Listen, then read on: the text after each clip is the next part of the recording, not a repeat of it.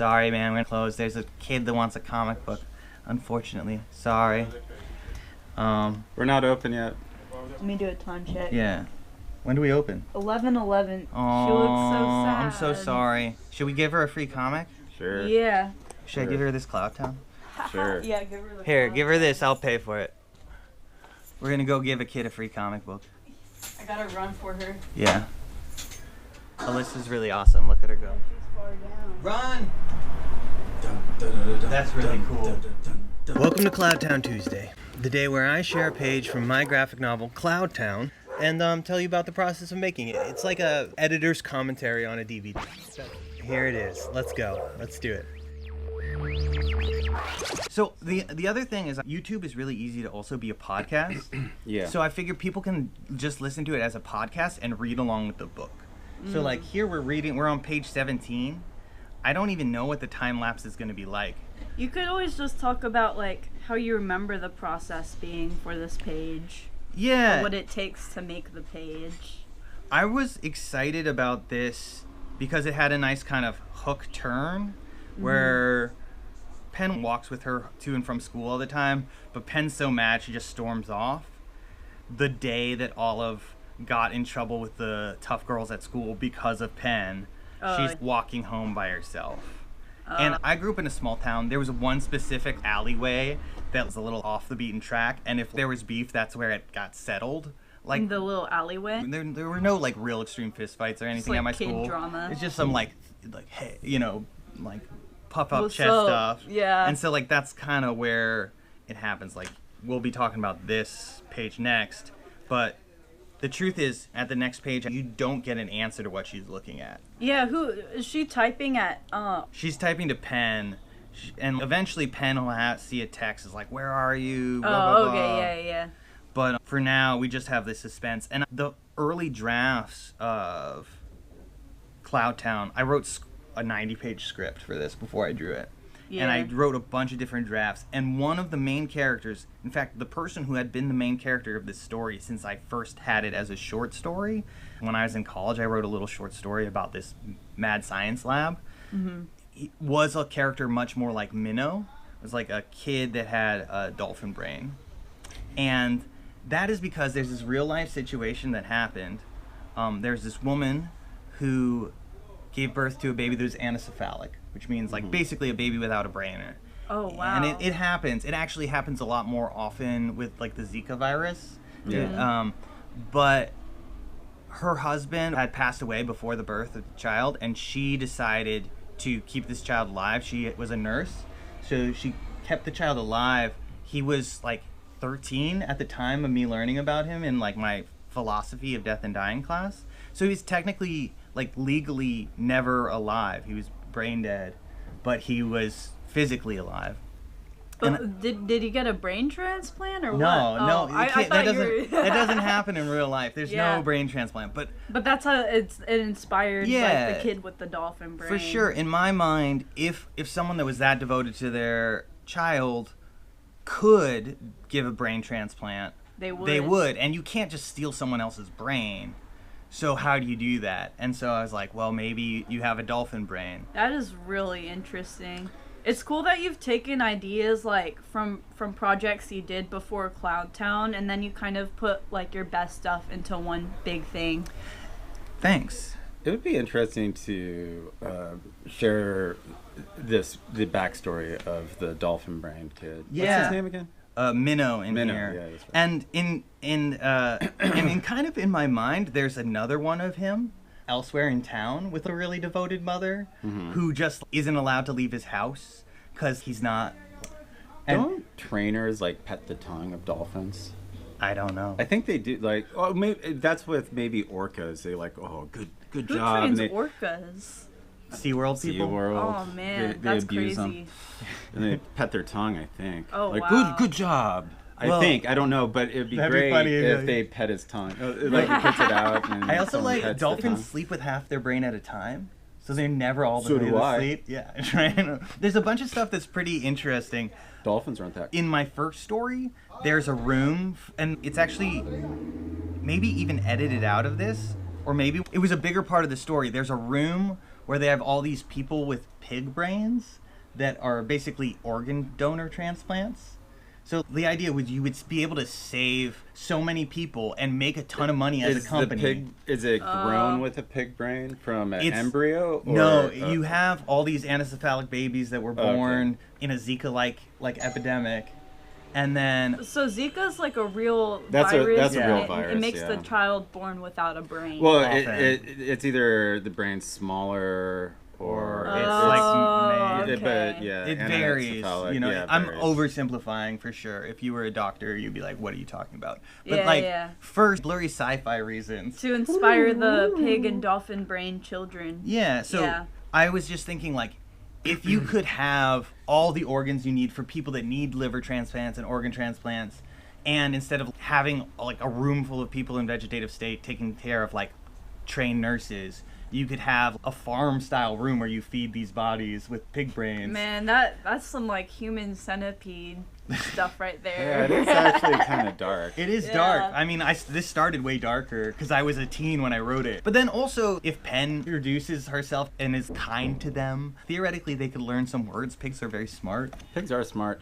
People have them as pets. Would people have these people as pets? Well, that weird mom. Like, I don't know. It'd be a lot of... mom would have a pet. Oh, you're so good. Well, like, you look just like your father, right? But then it's when they walk him, do they have to still pick up the poop with the body, the human body? He could probably use a bathroom. He's a dolphin brain. Oh, not the dolphin. I'm talking about the pig. Oh, they have straw and you push it all to one side, it gets incinerated. Okay. Obviously. But if it was a pet. If you had a pet, you'd teach it to use the bathroom. Oh. You gotta potty train them. All right. Gotta potty train your pig. I guess so. It's still bipedal. Yeah, probably. Right. I mean, or you could keep maybe them not in a at farm. first. I don't know. It's creepy. It might. I don't know. So like my the continuation of this as a webcomic is going to be a year later. They're like sophomores, and so it's more teen oriented. And are you going to go each year? The story can be darker. Are you going to go sophomore, junior, or senior? I'm not planning beyond this next book because I have so many books I want to do. I have like a third one like loosely roughed out, but I have a second one like thumbnailed. Solid. So I'm just going to do that book for now. But yes, all that to be said, back on page 17, the way the structure of the story originated is I thought Penn, Olive, and this third character, I think he was called Walter, who had a dolphin brain, were like a braid. And I braided the story by alternating the entire narrative, right? Like you would make the comic a braid? So the narrative, so I have formal education in writing but not art. So I was thinking of a plot structure, and the plot structures in these kind of metaphorical ways are just guides. But there's something that you can kind of feel. So like I was alternating between focusing on Olive as a character, focusing on Penn as a character, and focusing on Walter as a character. Oh. And as you went between the three of them, they came closer and closer together until at the end, it's all about the three of them. That's and cool. The original thing was Walter's huge skateboarder, just like Minnow ended up being. I added the Minnow character just because it made it simpler. Because when I first pitched this book, it was 300-page books. And they were like 200-page book. And I was like, okay. And so I had to simplify a lot of things. But in that structure, Olive is the awkward one. She gets a crush on this boy. And he was like super weird and quirky. Weirder than the Minnow character because Walter's been like totally isolated. But he skateboards all the time. He's got a skate park in his backyard, right? Minnow? Well, this fictional, this no longer existent one, Walter. Yeah. Oh, Walter. But it doesn't matter. He's like the character that's not here. Yeah, pre-Minnow, right? And so Olive gets a crush on Walter, and then Walter sees Penn because of Olive and gets a crush on Penn because she's an awesome skater. Love triangle. You have a perfect love triangle where like Penn doesn't care, and then Olive was gonna be mad at Penn at the end. It's an interesting little side arc. Yeah, and so it's so Minnow is started off as Walter. Yeah, and then I needed that character to figure out. Okay, so spoilers again. Read the book if you haven't read the book.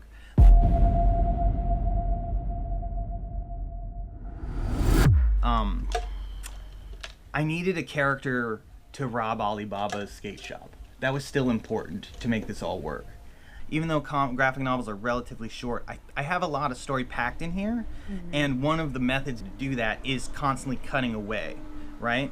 Because if you cut away, you don't have to explain transitions. Sorry, man, I'm gonna close. There's a kid that wants a comic book. We're not open yet. Oh, She looks so sad. I'm so sorry. Should I give her this Cloud Town? Sure. Yeah, give her the Here, cloud. give her this. Alyssa's really awesome. Look at her go. She's far down. Run! But yeah, so that's that page.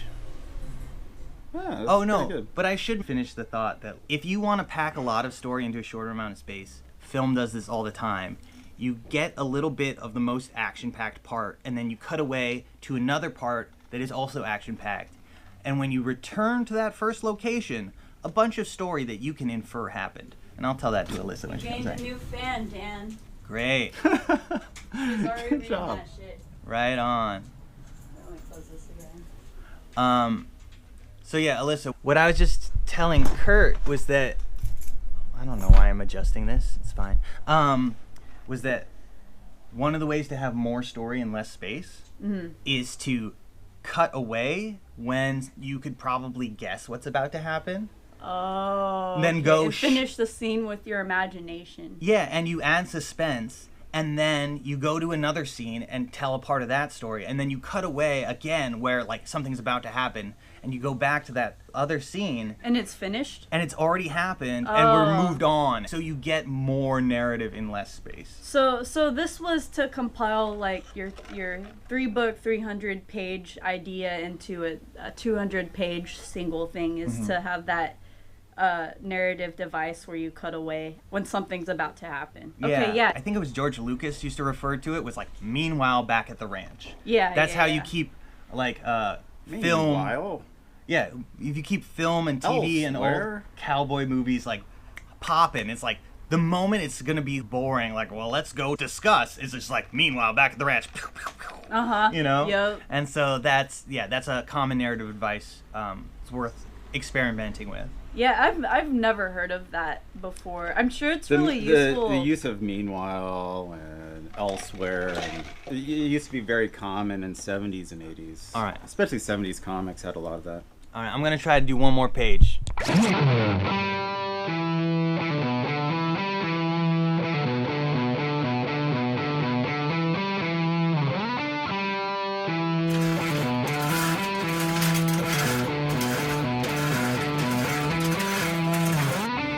Trying to hang on.